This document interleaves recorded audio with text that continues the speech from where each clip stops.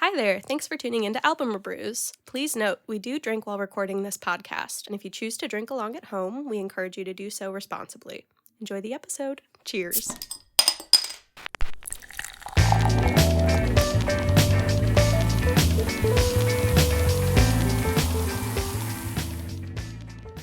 Hey everybody, welcome to Album ReBrews. It's a podcast where we share our favorite drinks and our favorite albums and pair them together. I'm Logan. I'm Sarah.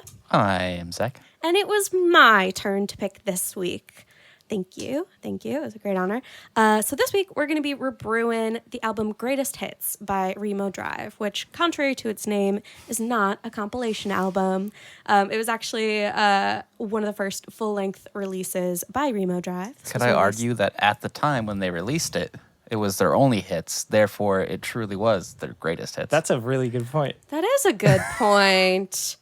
All right, I'll give them that. Yeah. Well, this, I guess, compilation then was released on March 16th, 2017.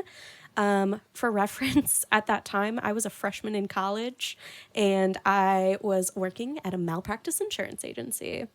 Our pairing for this album, quite obviously, there's a song on the album called Strawberita. So we have in front of us the most adorable, They're very cute. V8 can-sized. Have you seen that picture of Andre the Giant holding like a 12-ounce can of beer? Yes. This is how I feel holding this. Even my baby hands look ginormous. We have our sweet little canned Strawberitas in front of us. I'm very excited to talk about this. Should we get into it? Yeah, let's do it. All right, let's go. Cheers. Cheers. Sarah, what's the tea? What's the deal? Why'd you pick this album? Let me give you the tea.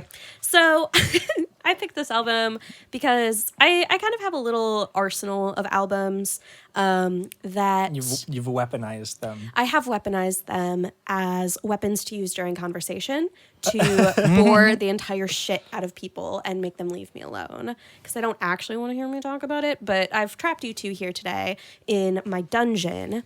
You've trapped our minds. And our listeners at home. You can't stop listening now. Yeah, and you guys can't see this, but I've trapped their bodies. They are handcuffed to the chairs. We're in music jail. You're in music Music jail, jail. so that I can talk to you about an album that I liked. We're getting waterboarded with Strawberitas. Oh, Jesus! so that I can talk to you about an album that I liked when I first moved to Chicago for the summer. This is just kind of one of those albums for me that, like,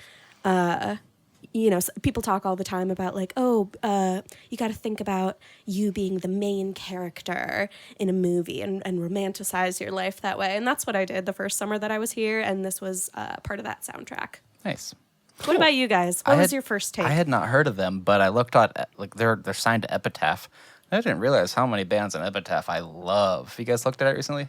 Yeah, No. and I will be honest with you, I don't remember any. Is Bowling for Soup one of them? Was Bowling for Soup one of them? I don't think so. Oh, Maybe wait. one of their past ones. Is it Less Than Jake? Who am I thinking of? Weezer did some stuff on Epitaph. Well, Who was it? Who did we talk about last episode? All American Rejects is on Epitaph. I'll be honest, after every episode, until we listen to it again to edit or to make timestamps, it goes deep, deep, deep into the void of my psyche, never to We be try heard really again. hard. I'm not conscious for that hour of my life. I black out and I become podcast Sarah. Podcast. Sarah, do you want to talk about Remo Drive? Tell us about this first track, Sarah. As soon as This you're done first sipping. track roasted us.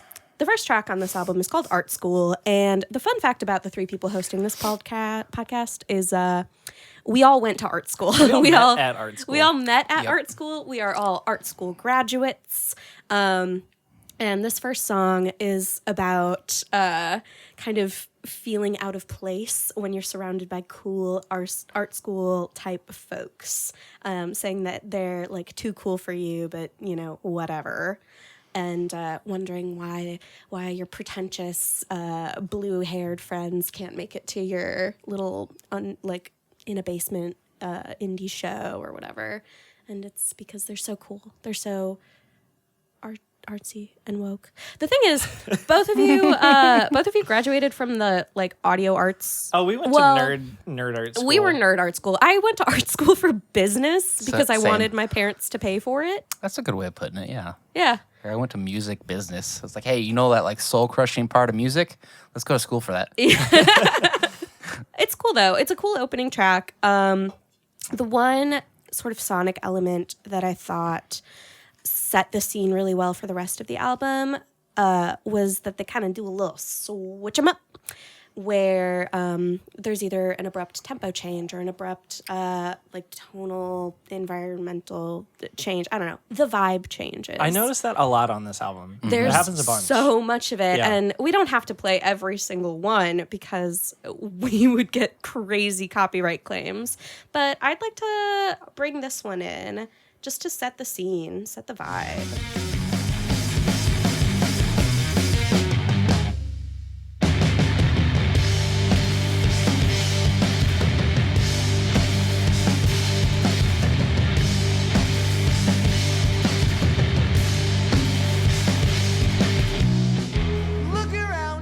So 3 times in what, like 20 seconds, vibe change. And those really like rapid fire switches like that were a big theme on the element. On the album. The elements of the album. The elements of the Yeah, album. they're super good at like this question answer and then like Yeah.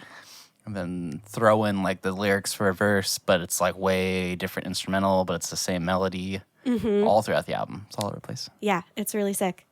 I was surprised like how grimy this album sounds. Yeah. I don't know exactly what I expected because in my head I was like, I know what this band sounds like and I'd never listened to them before. But it's way like grimier and heavier sonically than I thought it was gonna be.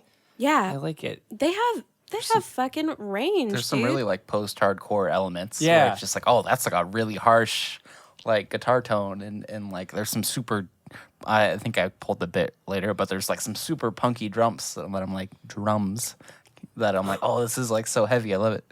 Punky drumps. I feel like drums. a lot of like their contemporaries, other bands like in this genre aren't as heavy, Yeah. if that makes sense. You know what I'm saying? Yeah, well, I think when it comes to Remo Drive, like they incorporate the heavy elements, but then they'll also, we'll see later on, have these beautiful, like twinkly, kind of surfy, like bridges or like breaths in the music. So there's this really cool kind of potpourri of vibes. Potpourri of vibes. A potpourri of vibes. I also have that tramp stamped on my body. Is yours also in Comic Sans? Yeah. Oh, hell yeah. Let's move on. Yeah. So the next song is called Hunting for Sport. How did you guys feel about this song? This kind of introduces elements of like unhappiness in a romantic relationship, which come up a ton on this. I just thought that, this line here is really heavy. What is love? It's just me and you and everybody else you fucking know. Yeah. Right? So he's talking about like someone cheating on him, right? Is that what this song's about? I think it's more so about like an abusive relationship or like a manipulative, or I don't know, just one where your partner is not pulling their weight or, you know, being kind to you. Like the one line that I think of is, how come you've kept me on this leash for so goddamn long? Yeah. Jeepers.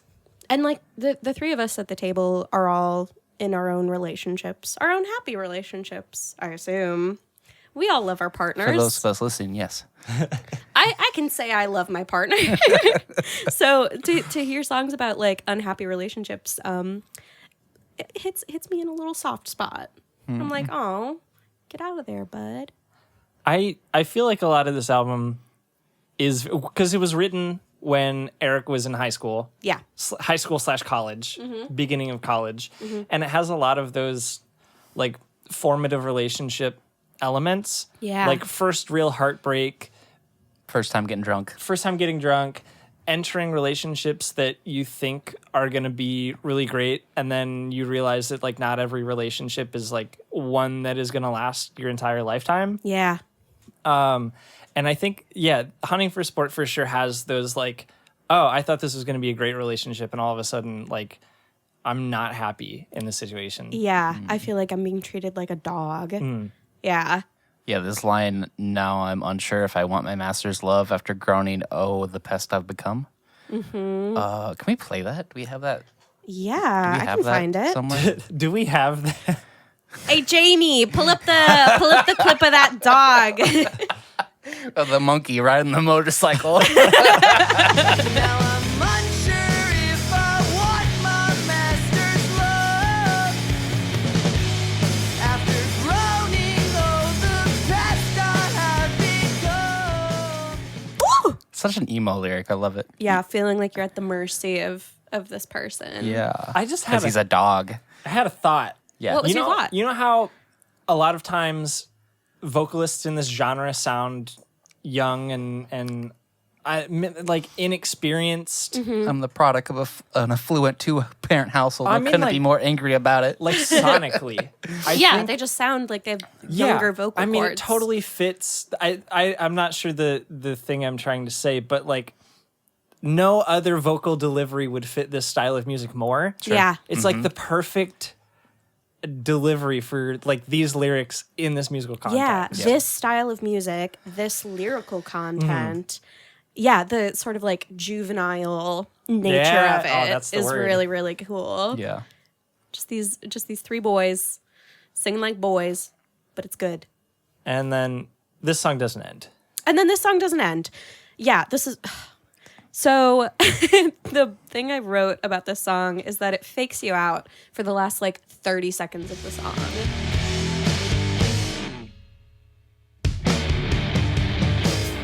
Oh, it's done now. Oh.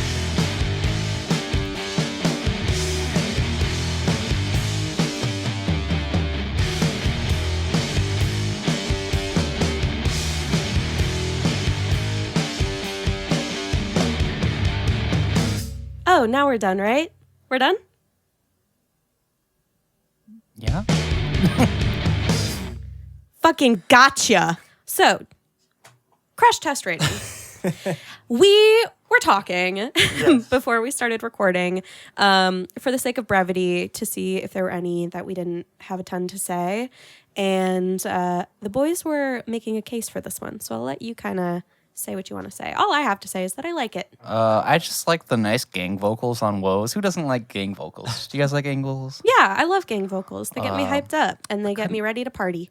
I feel like this was like a song about like you have a good crash test rating as like a metaphor for like, hey, like you're probably okay. Like I'll buy this car because it's got a good crash test rating. I'll go out with this guy because like he seems pretty safe. Yeah, that was kind of my takeaway too, was feeling like you're only wanted because you seem like a dependable, safe Yeah, or like bet, you're being settled for maybe a little bit. or you're the person that they're settling for. Yeah. Yeah, because you're safe. You might not be interesting. You might not be a wild roller coaster, but you get them from A to B. Should we talk about the reason for the season? The Let's- song that Oh. inspired our drink fair? Let's talk do it. about the damn reason for the season.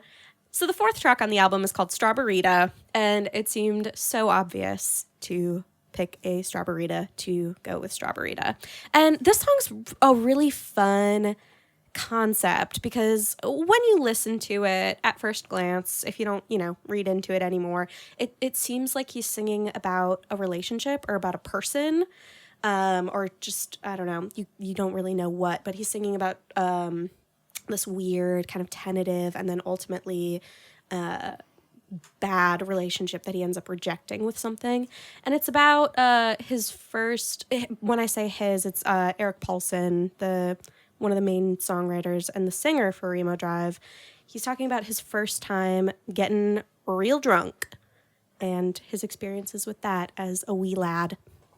I really like songs like this, metaphors for relationship songs that are a metaphor with a metaphor about relationships with things that aren't people. Yeah. Oh, sure. And I don't know, it kind of resonates because most people have had shitty experiences with alcohol. or Yeah. substances. And this is a big coming of age album, and, you know, experimenting with substances, a big, you know, very popular one being alcohol, is a very coming of age moment, you know? And I wanted to ask you guys, do you remember your first time getting intoxicated? I remember one of them was with my mom, How old were you? 17 at the time, probably. And was this in Arkansas? Were you No. still living at home? This was in Florida. Oh, okay. And it was Limeritas, 24-ounce Limeritas on the beach with my mom and my grandma. I remember saying Free Millie instead of Free Willy because we were by the ocean and I needed to talk about ocean and ocean life. And then we watched Lars and the Real Girl. Oh my God. That's was- a movie about like a sex doll. It is a movie about a sex doll. God. But I was 17 and had like heard that it was an art film, and I was like, "Mom, I need to show you an art film." You watched that with your mom? I watched it with my mom, yeah. So I remember that. Okay, cool. What about you, Zach? What man. what is the first memory you have of getting drunk as an adolescent? I don't know if I remember the first time I got drunk. I remember, like, gosh, I was probably, this is like the summer after 8th grade, so I was like Oh Jesus! 15.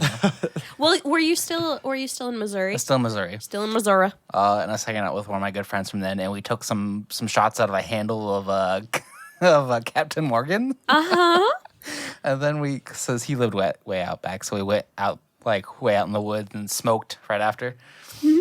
And I just remember it being a good time. Nice. Smoked cigarettes or smoked marijuana? Yes. Oh my God. Okay. Did I tell you about the time that I got us busted by RAs in a dorm? RAs. So I'll make it brief. It's my freshman year of college. And we had stocked up at the local Target. We stocked up on Coors Light and Captain Morgan, which, why is Captain Morgan such a go-to choice for youths? He's like a pirate. I guess it's relatable to Oh, teenagers. dude, kids love pirates. Kids do love pirates. You're It's like right. their first Pirates. Halloween costume. You're like so right. Kids love pirates. So we've got our Captain Morgan. it's pretty much Joe the Camel. That's his middle name, the. Same with it's Captain the Morgan. Yeah. We have our Captain Morgan, we have our Coors Light, and we were playing drinking games. It was like an eve in, probably a fucking Wednesday. And I remember we were playing loud music and we were playing like beer pong. We had cups on the table, red Solo cups. And it was not my dorm room. And I heard a knock at the door. And I was greeted with 2 RAs. And they said, "Hey, we got a couple noise complaints. You guys are being a little bit loud. Do you mind if we come in?" And I'll reiterate, it was not my room, but I said, yeah, sure. They were like, "Are you drinking in here?" And I said, "Yes."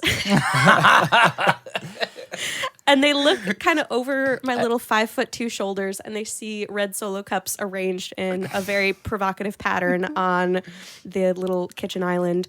And they say, have you guys been playing beer pong? And I go, "Yes." And they come in. I feel like you've told like 4 lies in your entire life. That was one of them. am so afraid of authority. And so they come in and they make us individually open up and pour out each of the 24 Coors Lights that we had purchased. Yikes. Thankfully, we hid the handle of Captain Morgan. There you go. I'm not going to say that we did it again, but we totally did it again and got off scot-free the rest of the year. I like this song because it uses the word servile, which I had to look up. Yeah? Yeah. You guys want to know what it means? What's it mean? Having or showing an excess willingness to serve or please others. I mean, I think that comes into play when you're inebriated. Like, to all my fellow people who use the ladies' room, who have like gone to a bar, you totally walk in and there's girls who are like, "Oh my God, do you need a tampon? Do you need some extra lipstick?" Like, you get drunk and sometimes you want to do things for people. Boys don't have that. There's no, you don't walk into the potty at the bar and there aren't boys there that are like, "Hey bud, you need what do boys need?" You want me to hold that for you? You need an extra shake? 3 shakes is okay. More than that. You don't get boy time in the bathroom? No, I wish we got more boy time in the bathroom. Aw. I wish we had nice, sweet boy time in the bathroom. The Yeah. people I work with, they all like talk to you when you go to the bathroom, and it's okay, I guess. Is it while you're defecating? Are they like talking over the stall? Yeah, you like walk in and start pissing and be like, "Hey, who's that?" And they're like, "Oh, it's Zach." And they're like, "Hey, how's it going?" Like, Hey. "Oh, you know, just pissing. My dick is Are out they right just now." always in there? You talk back and you're like, he could. you like shout back and you're like, oh, sounds like a bad one. There's just a guy that's always in the bathroom. No, there to it's just like like check up anytime on I you. run into someone at work, they're just like have a conversation with you while you're in the bathroom, and I'm just like trying to look like. Goodness gracious. I don't like that. I want to walk in, and I don't want anybody to know that I was there. Yeah, no, it should be like a non-conversation zone. I want everyone outside of the bathroom to pretend like it doesn't exist, and you go in and you come out, Yeah. and that's it. When you guys go into the bathroom and there are other people in the bathroom with you, specifically people in the stall element, Yes. are you cognizant of the time that they've spent in there? And I'm gonna sound so creepy, but like the place in their bathroom journey that they appeared to be at. Do you pay attention to that? I don't like urinals, so I'll always default for a stall if it's there. Mm-hmm. So I'm very cognizant of the people in the stalls because I know that I'm waiting for them to leave so that I can go in the stall and use the bathroom in private the way everyone should. Yeah, I say this because sometimes I'll try to do a courtesy flush for people or use the hand dryer as a courtesy if I think someone is poop shy in front of me. That's really polite. That's nice. Can I tell you guys a poop story real Yeah. quick? Sure. So we're still in the quarantine. Yes, we are. Maybe we'll be out of it when this episode comes out. I don't know. If Wear your this mask, episode folks, comes out please. next year, maybe. So we're at the Target, and all of a sudden, my body tells me, "Hey, this is a thing you have to do right now." Poop time, baby. We've got something on our agenda. So I'm like, I tell my partner, I'm like, "Hey, I'm gonna go do this. I'll be back in 20." In 20! That's a long poo, bud. You've been eating your fiber? So I go to the Target bathroom. Zach's on a damn I go to the Popeye Target diet. bathroom. There's one stall taken. There's the handicap stall open. Okay, this is fine. I'll be quick. I go in, and it appears to be clogged. We might have to cut this because I'm pretty embarrassed about it. No, continue. I'm on the edge of just my far in. seat. So I'm like, can I wait for the guy? Can I not? I can't. So I start taking the most shameful poop of my life. In the clogged toilet. There was a national quarantine, and some person working at Target making $12 an hour is gonna have to plunge this. Oh, no. Clogged toilet? It's a handicapped stall. What if someone comes in after? I'm having this shameful poop, and I'm like, oh man, what do I do? And I flush it, and it all goes down, and I'm like, Have you ever... never been more relieved of my time. Have you ever been using a handicap stall and somebody rolls up in a wheelchair outside? No. God, I've never had that happen. happened to Thank me. God. Oh, Oh, no. What did you do? Just try to like finish up? It's awful. You just get out of there as quick as you possibly can. You don't make eye contact. You're just like, sorry. Oh Oh no. my God. Well, thank Yeah, you. servile's a cool word. Thank you for tuning into Poo Poo Time. Poop time. Album Rapoos. Poos. I do want to, before we move on, I want to touch on the end of the song Strawberita, where he just kind of repeats in a really loud, kind of yelling cadence, "I want nothing to do with you." And I don't know how you guys interpreted that. I interpreted it as kind of like a hangover. Yeah. Or your first hangover. Did you read the interview notes? I kind of wanted to read them because I copied them here. I did. Yeah, we were before we record, we try to do our research, and there is a track by track interview on the website Overblown where Remo Drive goes like track by track through their songs, which is pretty sick. Yeah, so the first verse is about stepping out of your comfort zone. The second describes how pleasant it feels while you're kicking in. The bridge is a time of night where you feel like you want to dance. And the end is the guilt, the feeling and the loss of innocence. So I wonder if that is maybe the verse you're about to play.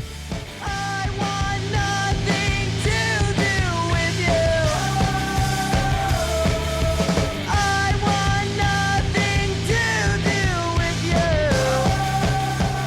you. Yeah, fun stuff. Yeah, alcohol's bad. I want nothing to do with it. Alcohol is poison, and if you don't drink responsibly, like we advise at the beginning of every episode, Come kick your ass. Come we'll beat you come up. kick your ass. Yeah. We'll shove you in Zach's poo-poo field handicap stall. And we'll give you a That's swirly. Yeah, that's what you All told right. that story on the internet. Now it's out there forever. The next song number 5, is the song Summertime. And this is another one that I thought I would skip, but you two were kind of making a push for. Yeah, this was one of the ones that stuck with me because me why. we're in summertime now. We're recording this in July. We are. And it feels so like summery, but at the same time it's like I'm not enjoying this as much as I could be. It is like I'm just sad in my room and it's summer, Yeah, which you're- is a very quarantine vibe right now. it is. It is yeah. the vibe. You're like regretful that you're not enjoying the summer as much as you should be, despite the fact that it's summer. And I kind of feel like that's the vibe these days. Yeah. Is it's summer? It's been summer. I mean, it's been gorgeous outside for like the past 3 months, but you get like no joy out of it. yeah. You know what I mean? And I Yeah. feel like that song kind of really hits that nerve. That's a good point. Is the summertime activities we're able to partake in, if any, are like really, really muted grayscale versions of what we'd typically be doing. That's a like, good way to describe it. yeah, like we barbecued this past weekend, but it was like a barbecue of 4 people. The same 4 people that I've been seeing all quarantine. So it does. This song does talk about like, you know, loneliness a lot and being in your room, and you're right. That's It's it's kind the of a vibe. I like the line. 7 years early, right? 2013 is when this came out. Remo Drive predicted Did you say coronavirus. 2013? I think this came out 2013, right? No, it's Not quite, but 2017. 2017, sorry, 3 years. That's 7. Still, it's an impressive prediction. Indeed. Take that, Puxatawny Phil. I like the line, everything's fine for now, how long can it last? Because I think that, like, imposter syndrome, like, everything is great, but it really shouldn't be. Yeah. Why is everything good now? Now I'm starting to, like, be concerned that things aren't good. I think that, like, second-guessing yourself and second-guessing the way that things are is just something I feel often. And maybe it's just like something you work through when you're young, but I get that. That resonates with me a whole bunch. I like this song for one reason. I wonder if Sarah can guess. 'Cause she The one pointed it reason that out. you like it? This song had also a cool bunch of change up, I thought. No, we're gonna do it again. We're gonna do it again. This song also had a cool bunch of changes up, and I thought the change up at 220 to 240 was pretty neat. Yeah. 220 to 240 in summertime. Would you like Yeah. me to play it for you? Absolutely not. All right, then I won't. Should we move on? No, you can play it. Okay, I'll play it. It's always through your best. Don't kid yourself. Don't kid yourself.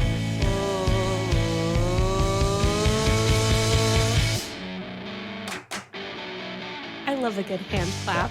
It makes me smile. After the song Summertime, I thought that Eat Shit was a really good, like, oh my god, I just drank so much beer. It's a really good it's a really good, like, get back into it, wake up, get rowdy boy time song. It wakes you back up after Yeah. summertime, which is kind of sleepy. You showed me the music video for the song, Yes. and I thoroughly enjoyed it. It's Can you so- describe the music video to it's them, Log? so Midwest emo. The music video is great. Eric is getting a big ol' swirly for like a solid 2 minutes. For a long Big creek over there. Was that your behind? That was the beer Someone get cooler. Zach to the handicap stall. Oh, jeez Louise. So in the music video for Eat Shit, Eric is getting a swirly for like a whole fucking long time. And Logan and I were watching this together, prepping for the podcast. And at one point he looks at me, he's like, is this the whole music video? And I couldn't remember. And it goes from Eric getting a swirly with what seems like a fucking GoPro like strapped to the toilet to the rest of Remo Drive just rocking out by the urinals. I don't know about you guys, but I love YouTube comments. I know they're like the swill of the internet. They're just garbage 90% of the time. But one of the comments was like real dedication in emo, filming your music video in a public toilet and putting your head inside of it. Yeah. God, is this the Poo Poo Podcast episode? This is the Poo Poo think Podcast so. episode. Hi, welcome to Potty Talk. PODDY? Oh my God, I hate that. I hate it. Spin-off podcast Potty Talk. Where we just talk about toilet content. We shit on other podcasts that aren't as good as ours. We like print out their album art in a Microsoft Word document and like actually defecate on a piece of paper. Did you see that supposedly Johnny Depp called Amber Heard Amber Turd because Jesus Christ. apparently she like pooped on their bed? This has to go in the show notes because good for SEO. Hey, when's the last time you guys shit yourself? 8th grade after I got drunk in the woods. Oh, wow. So you have a pretty good track record. It's been a minute, huh? That's a joke. I haven't pooped myself since like 5th grade, probably. What is the line between shit yourself and like didn't wipe good enough? Yes. Shit yourself is before your ass cheeks have hit the toilet. It's been a long time. Uh-oh. Okay. It's been a long time. Hey, so this each has got really good spicy background vocals, don't you guys think? What was that? What did you say? Can you please repeat that? Yeah. I feel like I'm talking like Jar Jar Binks. No, who's the other guy? Jabba the Hutt. The only two characters in Star Wars. Is it the frog man or the lizard man? Yes. Zach, what were you saying about background vocals? No, each has got some really spicy background vocals, and I really like it. Yeah, I would agree. I have this in my notes, but this is another kind of like, not necessarily coming of age, but like being a young adult and seeing your other young adult peers do quote unquote better things with their time and with their life. I thought it was kind of interesting that he was writing these lyrics when he was like, I don't know, 18 or 20. Yeah. Is Like- he talking about skateboarding? I thought he was talking about skateboarding. Yeah, I think that's just like- how he's Yeah, eating he's shit. like, I still skateboard and like I eat shit all the time and Yeah. get stitches for it. And I should be getting an internship. Yeah, right? I guess that's the thing. Like you see your friends go off to college in faraway places. I was one of them, you know? I Yeah. wonder if my friends look at me and was like, he moved. Well, I'll poll the room. How do the two of you feel now compared to your peers? Do you feel like you're eating shit, or do you feel like you're the person that the person who eats shit is thinking about? Because I feel like I'm the person who the person... Wait, what? Wait. I feel like Do you feel like you're eating shit or not? I feel like I'm eating shit.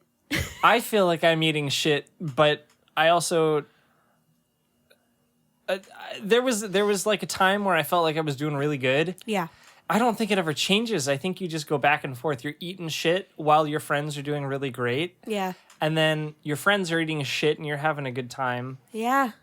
But it doesn't stop, which I think is interesting because he was so young when he wrote these songs. Yeah. And I feel like at the time he was too young to be like, my friends are moving on to bigger and better things. And I'm a failure. I wanted to say this you're earlier. Like 18. But there's this saying that's like your first album you write your whole life, and your second album you write in 6 months. No, Yeah. I mean, So it's like, well, us included. Yeah. Zach and I we've played in a couple bands together, and we play in one currently. And I've never put out an album, but I've played in like 10 bands. You know what I I mean? put out some bad albums, and they're still on Spotify because I keep paying for them. Yeah. I mean, I agree with that. It takes forever to like be able to be vulnerable enough to release music. Well, to just release art. Yeah. Why do you think that is? I think a lot of it. Well, I was thinking about this too when we started this podcast. I was like, oh, hearing my own voice is weird. Yeah. I still don't like it. I haven't listened to an episode yet. It's odd, right? I think It's a very good podcast. Everyone should listen. Hi, my voice is very nasally, and my name is Zach. I think it's just it's weird to put yourself out there Yeah. Yeah. in any kind of context, but in especially a creative context where so much of yourself is tied to this thing that you've imbued with your personality that you're showing to other people. Yeah. To bring it back to Strawberita, that song mentions like I'm putting on a mask and I'm not. I'm showing someone other than myself for the rest of the evening. I like the opposite is true when you like put an artistic endeavor into the world. Like you're taking that mask off. You're like human persona that you portray to everyone, and all of a sudden it's like, actually, these are the things I think. I've written some like really cringy lyrics, and So have we all. So have we all. Yeah. when you like show them to other people and they're like, oh, all right, They're like, wow, you're 13. yeah, you know what I mean? I think that with what you're saying, Logan, the choice to either be really raw with it and authentic and tell, or just like be the person that you are when you're not Logan the artist or Sarah the artist or Zach the artist, is like a choice that people make. Because I think I've also met people in art school where they sort of have like an artist persona, which a lot of people do. A lot of people, I don't know, you use a stage name or you really pump up your personality for the stuff that you put out. So it is ultimately like a choice. Do I want my art to be about my experience, or do I want my art to be, I don't know. I mean, they're both creative exercises, but do I want this art to be a creative exercise outside of my own experience? Yeah, sure. There's a really nice mellow feel in this track. That's 125 to 145. And I Say kind of wish mouthfeel? mellow. Mellow. It's really like nice and mellow. I kind of wish there was more in this album of this kind of feeling.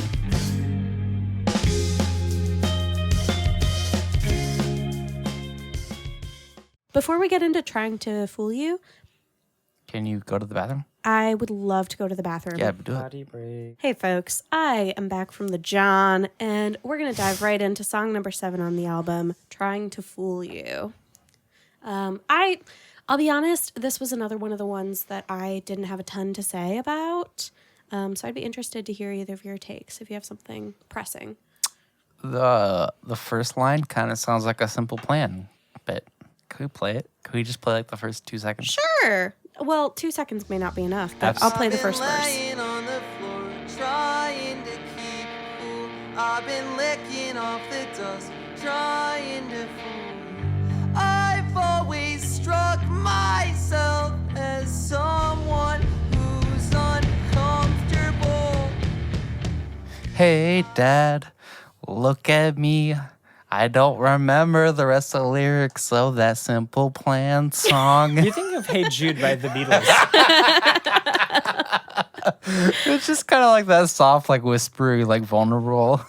That reminded me of Simple Plan. I mean, yeah, it's like pop punk vocals without a ton of overwhelming instrumentation behind it. Yeah. I could see it. I do really like the 3 stanza that he kind of does through this song. Yeah, that's a good song. I like it for the It's most part. cute. Yeah. I am more excited, TBH, to talk about number 8, which is called You're Killing Me. And this is the I fucking... love the music video. Oh, it's so good. It's so Midwestern pop punk. This is the anger song. It's a song where you are telling someone that their presence makes you want to induce a slow and steady death. I get the sentiment, but like, wouldn't you want to die faster? Maybe they wanted to write about cigarettes to be edgy. I guess so. You know how 18-year-olds are. There's a part in this song that when I was like listening to this album, because I listened to this album like 10 times for this episode. And it is at 320.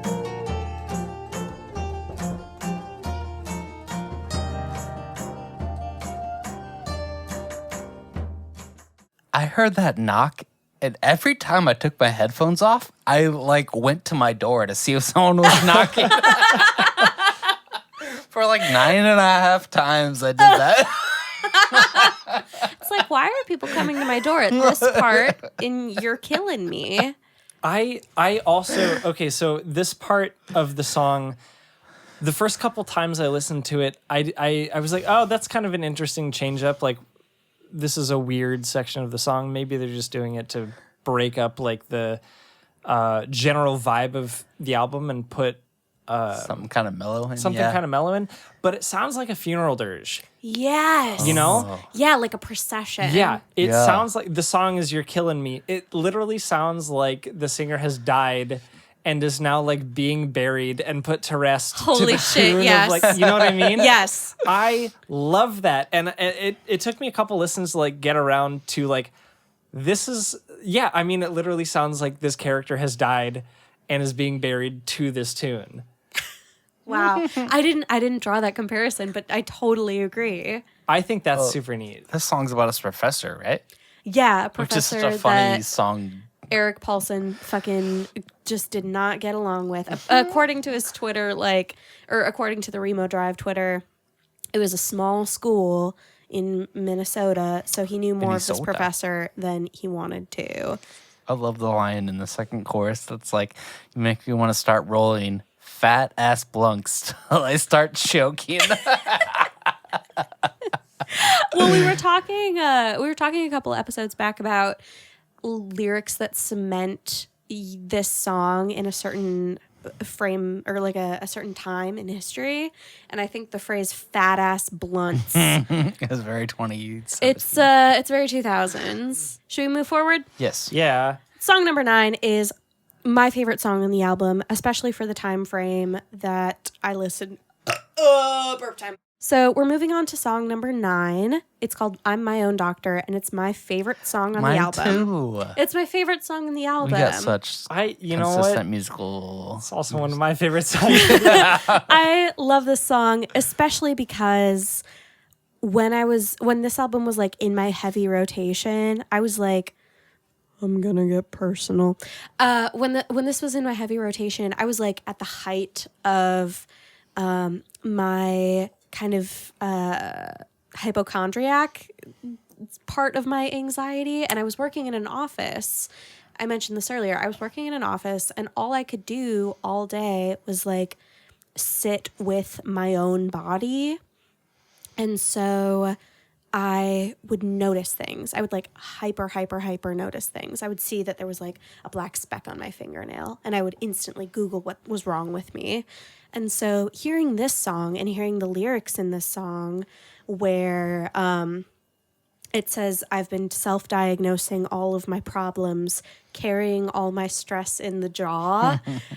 Like, It's so relatable.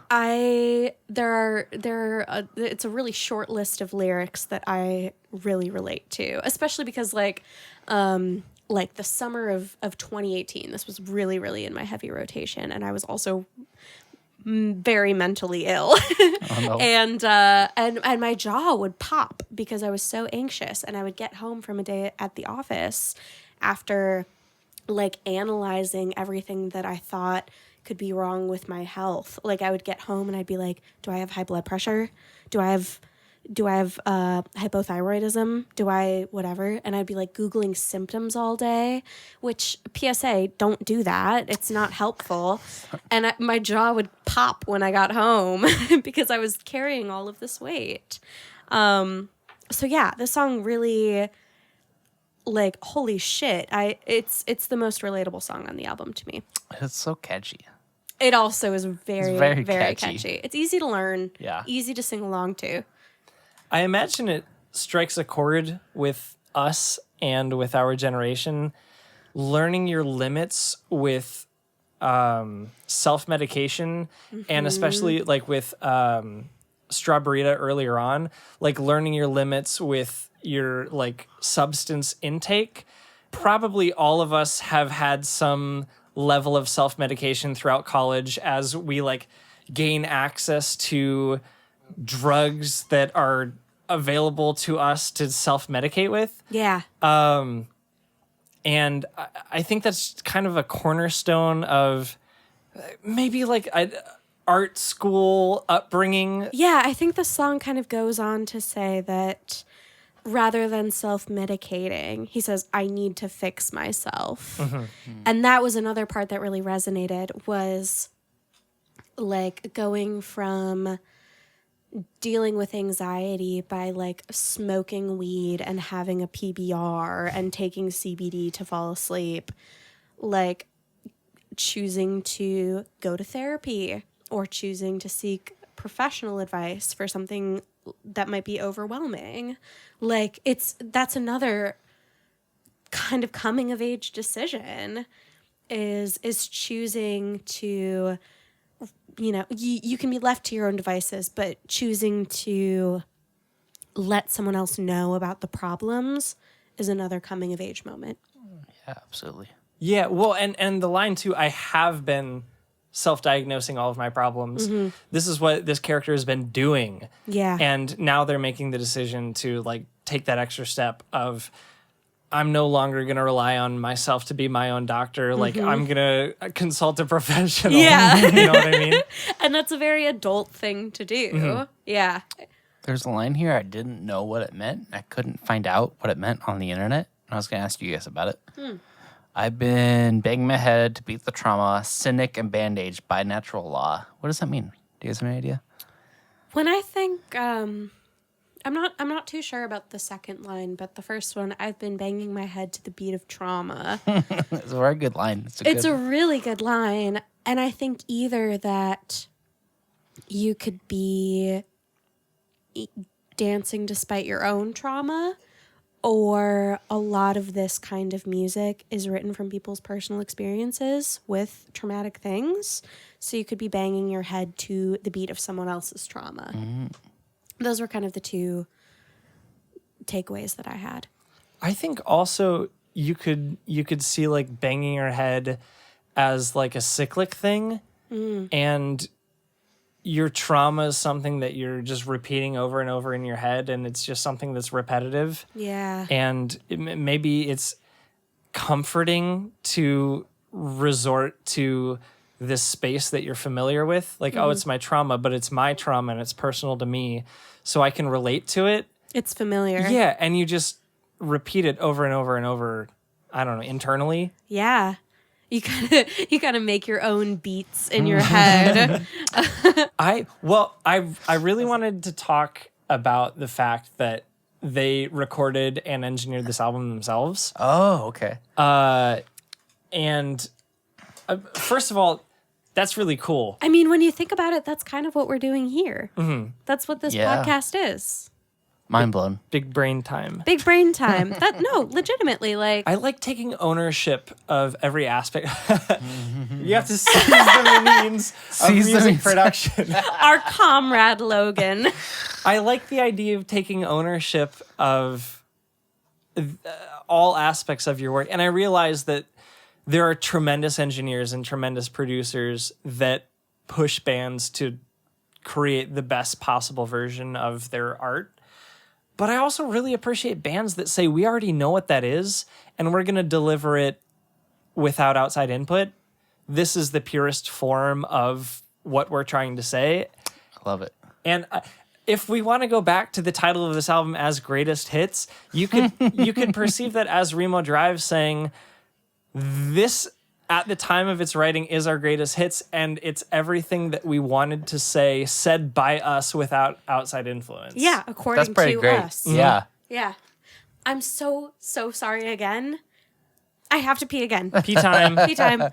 We all peed. I peed. I also peed. Anyway, we all took a brief potty break, but we're back to close this podcast out with the last song on the album called Name Brand. And before we get into it, like... You getting a little bored over there? Yeah, Zach just did a big ol' yawn. I had like 10 drinks. Good Lord. Shit. No, it's only been like 6. So we're talking about the last song on the album called Named Brand. And when I was going through the interview that I mentioned previously about sort of the brief track by track commentary, this song kind of references a letter that Eric Paulson wrote to himself when he was in 8th grade. And he found this letter, he reread it at his high school graduation. And the song Name Brand is kind of, I don't know, like a commentary on the things that you do as a teenager, the things that you learn as a teenager, the ways you try to prove your maturity as a teenager. Like, it kind of encapsulates those 3 things. And I think it's a cool closer for an album that is all about coming of age. The line that I really resonated with was design all my affliction and blame it all on the past. And I think that's a very like adolescent experience is being irresponsible with your money, pissing it away on coffee, and then later realizing that your credit score is kind of in the toilet and that's an adult thing that you should have been thinking of when you were fucking 17. Do you guys have thoughts about a ReBrewski? I still can't think of one. I don't know. Do you have any in your pocket? I didn't have one coming into this. No, I didn't either. Should we take a minute to consider? Let's take a minute to consider. All right. So after a brief off-air deliberation, we've come up with a ReBrewski for Greatest Hits by Remo Drive. If one of the members of Remo Drive could come collect this ReBrewski, you've won the award for most likely to be discussed in therapy. This has been Album ReBrews. Thank you so much for tuning in. If you have an album that you want us to talk about, tweet at us. Use the hashtag ReBrewThis, and we'll be able to see it. Otherwise, we are everywhere, almost everywhere, at Album ReBrews. We're on Instagram and Twitter. Shoot us a DM, reach out, tell us if you have any ideas for albums or drink pairings, and you might see this on the air. Otherwise, thank you for listening. Have a great